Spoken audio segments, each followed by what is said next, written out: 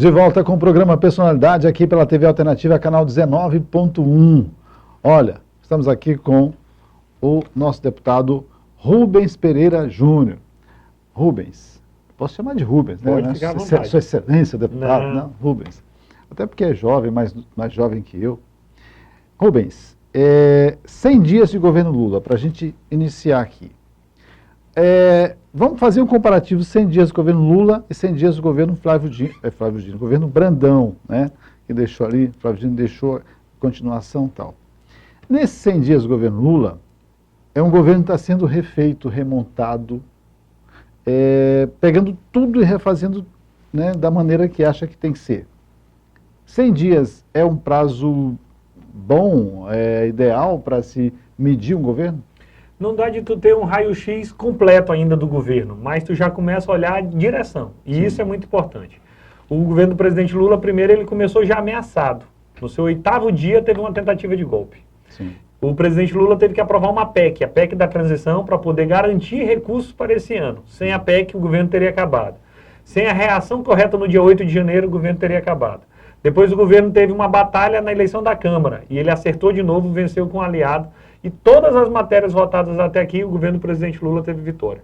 Só que a situação do Brasil foi muito ruim, tanto que o Bolsonaro foi o primeiro presidente a não se reeleger na história do Brasil, de 96 para cá, que é quando foi criada a reeleição. Sim. Isso quer dizer que a situação econômica do país estava muito ruim. Já resolvemos todos os problemas? É óbvio que não. Mas o governo do presidente Lula começa a mostrar a direção. Por isso que importantes programas já foram recriados. A volta do Minha Casa Minha Vida. Importante. A gente sabe quanto isso muda a vida de uma pessoa. Claro. A pessoa que ganha um apartamento, que ganha uma casa, muita gente de baixa renda que hoje E vive o déficit é muito subhabitação. grande ainda, né? Gigantesco déficit. E se não tiver o apoio do governo federal, é um problema que a gente não consegue superar. O aumento do Bolsa Família. O Bolsa Família ia reduzir o valor sem a aprovação da PEC. Agora ficou estabelecido R$ 600 e mais uma ajuda de R$ 150 para a criança de 0 a 6 anos. Por que essa ajuda de criança 0 a 6? Isso é o que hoje se chama de primeira infância. Tudo que acontece na vida de uma criança de 0 a 6 marca ela a vida inteira. Verdade. Se faltar comida para ela, ela vai ser um adulto subnutrido. Se ela tiver poucos direitos, isso vai lhe prejudicar na vida adulta. Então, se você tiver que investir nas crianças, dê preferência entre 0 e 6 anos. Então, volta do programa Mais Médico para garantir médicos exatamente nas cidades mais pequenas e distantes. Sim. E assim, além de toda essa responsabilidade social, o presidente Lula insiste, tem que ter responsabilidade fiscal. Não existe uma coisa sem a outra. E de responsabilidade fiscal, tem um novo regime fiscal e ele tem insistido numa reforma tributária. Porque no Brasil hoje, a gente paga muito imposto, a nossa São carga 6 tributária meses, é né, altíssima. de imposto. E o imposto é injusto. Quem tem muito paga menos e quem tem pouco paga muito. Nós temos que mudar esse modelo. Além disso, o sistema é muito complicado. O pequeno comerciante, quando chega no final do ano, ele chama o contador dele, o advogado dele e pergunta, paguei tudo? E ninguém sabe responder. Então nós temos que simplificar o sistema, parar de tributar, especialmente a parte que mais afeta os pequenos, especialmente no consumo. Quem gera mais emprego são os menores, são os pequenos. Então, hoje é uma prioridade do governo também tornar mais inteligente a reforma tributária no nosso país. Diferente do governo Brandão, que é um governo que já pega um avião, um Boeing, andando, voando bem, que ele tem que dar continuidade, mas continuidade com avanço. Sim. Essa foi a tese que venceu a eleição. O Brandão disse, olha, o que o Flávio Dino está fazendo, eu vou continuar e vou melhorar. E é o que ele fez. Ele anunciou agora, escola militar, está dando certo? 150 cidades vão ter escola militar. Viva Procon, para a pessoa poder tirar o documento na sua cidade. Sim. 150 municípios com Viva Procon. Restaurante popular, o Flávio Dino recebeu, tinha 6 no Maranhão. Quando ele saiu já tinha 100. Brandão já passou de 150. E já disse, todas as cidades do Maranhão terão restaurante popular. Espaço high-tech, com computador, com internet, para a gente preparar na área da ciência e tecnologia. 150 cidades. Então, o que ele está dizendo? Olha, continua aquilo que começou e vão ampliar ainda mais. Foi para isso que ele foi eleito. Bom, eu acho que está certinho, né? Foi eleito, tem que fazer e melhorando. Agora, vou tocar num assunto aqui que é muito debatido, né? O Maranhão ainda é tido lá fora, até o IBGE fez essa pesquisa de 2015, 2017, 2018, 2020. O pior estado da federação. E eu sempre falo, eu fui candidato a deputado estadual, nessa eleição agora, quase ninguém soube. Estou um pouquinho em voto e tal. E eu tive a oportunidade de começar a buscar informações para poder me preparar, né? E eu vi que tem municípios do nosso estado que as pessoas vivem, a família inteira com R$400. Talvez agora com 600 com Bolsa Família vai melhorar um pouquinho. O que é possível fazer? Aí eu conclamo aí os deputados estaduais, são 42, né? Conclamo aí os deputados federais, são 18, e mais 3 senadores, que são todos em favor do governador Brandão.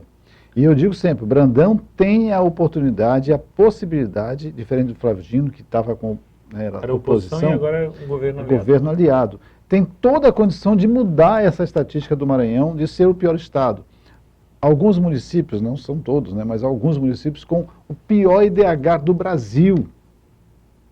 E eu sempre digo, o Maranhão é um estado rico, tem ouro, tem gás natural, água, gera energia, terra, água, chuva. Terra fértil, chuva, tudo. E tem algumas empresas que geram muito dinheiro para o estado. Nós temos a IMAP.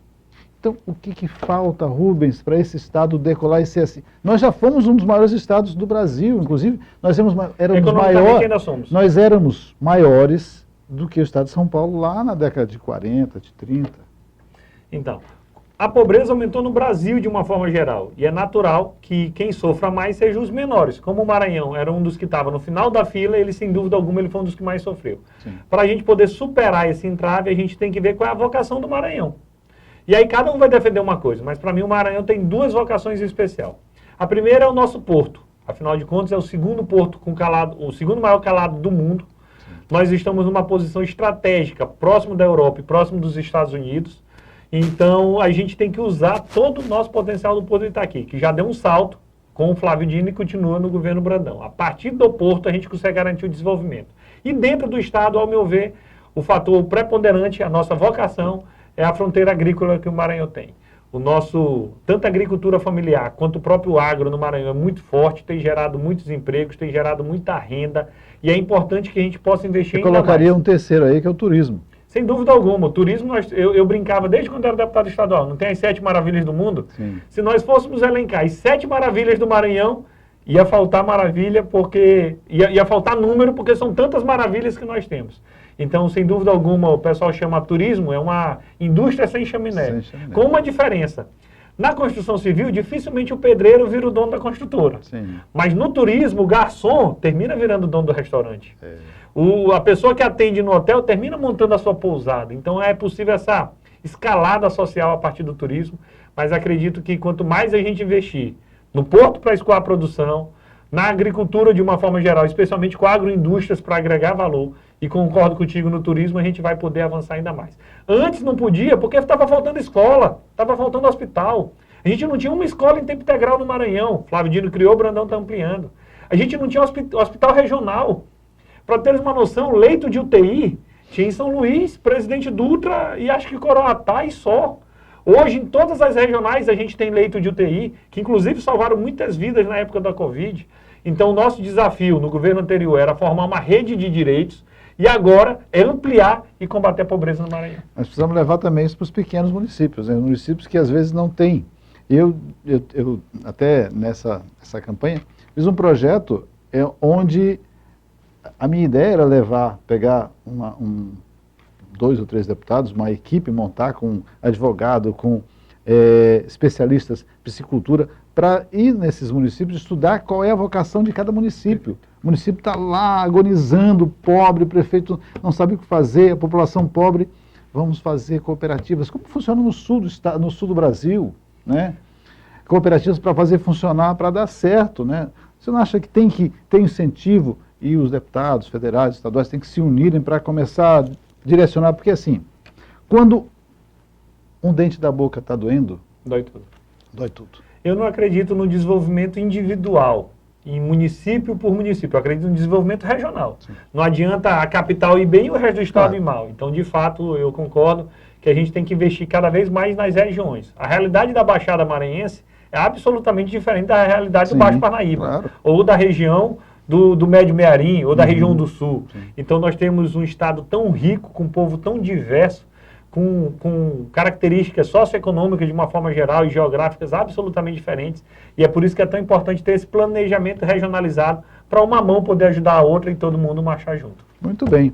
Bom, estamos conversando aqui com o deputado federal Rubens Pereira Júnior, o único deputado federal eleito nesse pleito, né, aqui do PT Maranhão. Nós vamos voltar no próximo bloco para finalizar aqui com ele, conversando um pouquinho mais sobre o Maranhão, sobre os projetos dele, deputado federal, para o nosso povo. Já, já.